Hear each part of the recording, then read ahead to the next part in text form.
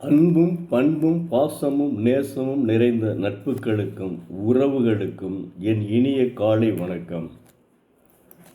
இது 5வது அதிகாரம், இல்வாழ்க்கை. தெய்வப்புலவர் திருவள்ளுவர் இல்வாழ்க்கையில் எப்படி இருக்க வேண்டும் என்பதை அற்புதமாக உணர்த்தியுள்ளார். கேளுங்கள். குறள் எண் 41. இல்வாழ்வான் என்பான் இயல்புடைய மூவர்க்கும் நல்லாற்று நின்ற துணை. இல்லறத்தில் வாழ்பவனாக சொல்லப்படுகின்றவன் அறத்தின் இயல்பை உடைய மூவர்க்கும் நல்வழியில் நிலை பெற்ற துணையாவான்.